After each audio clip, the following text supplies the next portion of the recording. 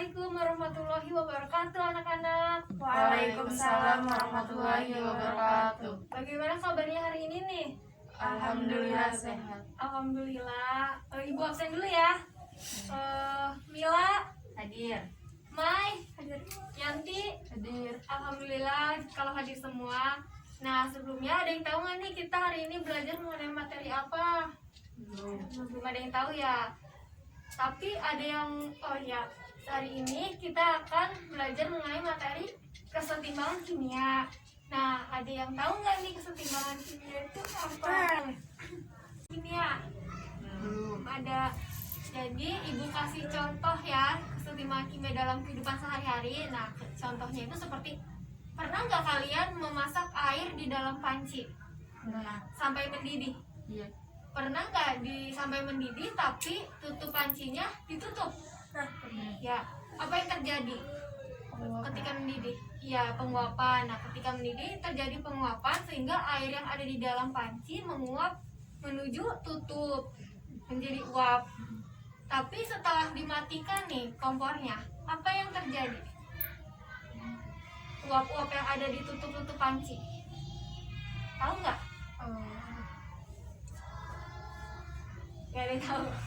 Jadi nanti uap yang ada di tutup panci itu akan kembali berkumpul di tutup panci. Setelah itu ada yang tahu nggak kalau misalnya suhunya kembali menjadi normal?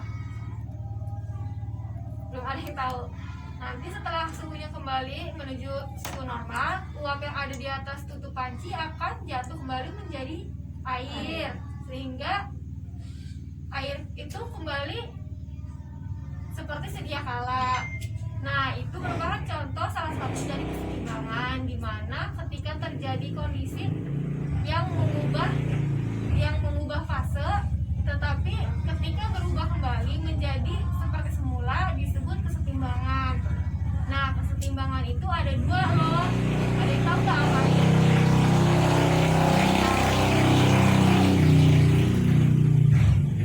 Jadi kesetimbangan itu dibagi menjadi dua, yaitu ada reaksi irreversibel dan reaksi irreversibel.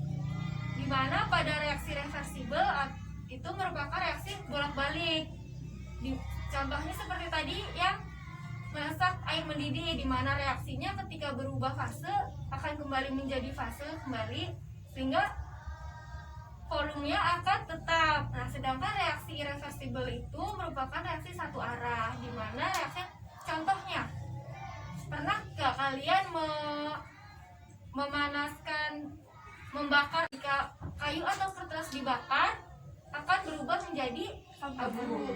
Nah, abu tersebut tidak bisa berubah kembali menjadi seperti kembali yang semula, sehingga disebut dengan reaksi satu arah atau reaksi reversibel. Nah, itu merupakan salah satu reaksi dari kesetimbangan kimia.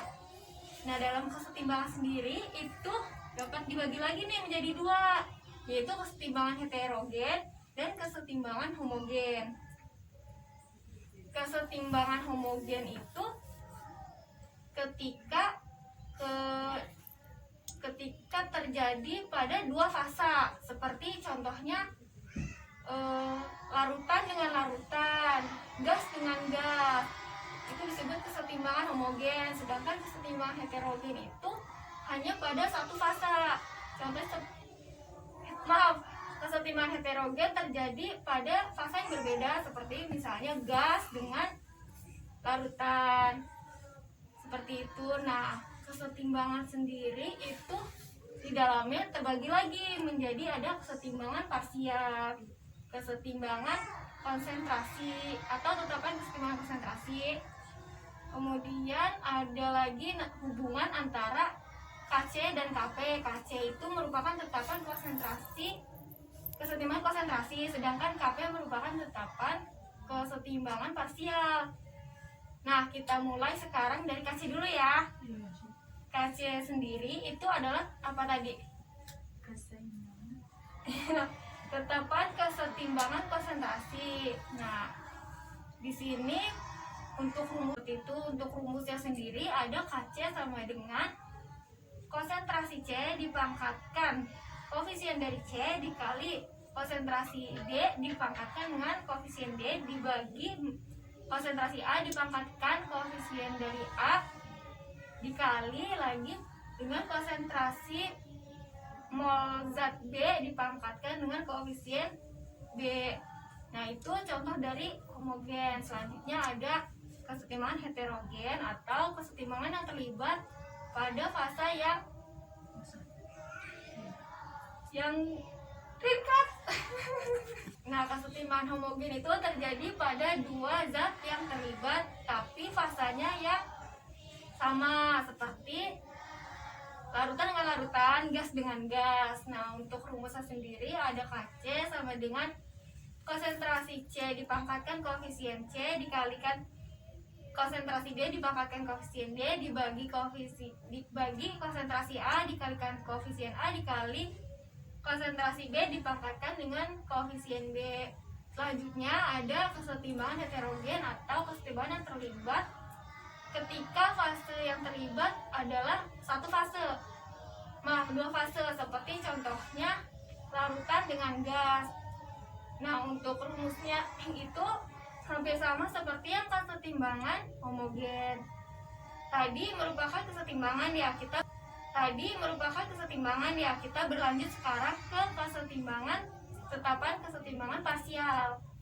Nah, tetapan kesetimbangan parsial sendiri itu kesetimbangan yang terjadi hanya yang mempengaruhi itu dengan fase gas.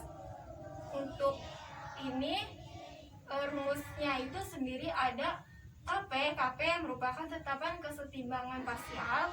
Nah, dari pembelajaran kita pada hari ini ada yang bisa menyimpulkan nggak nih? Dan tadi kita membahas apa aja?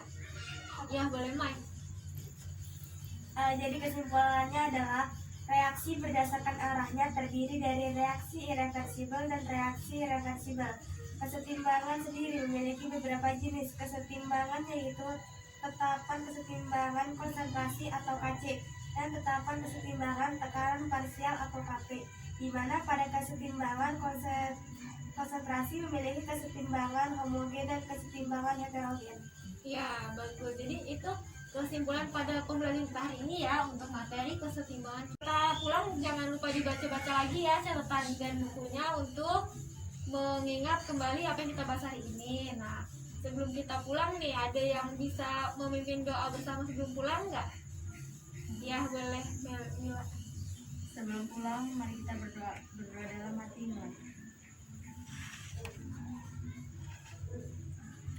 Selesai.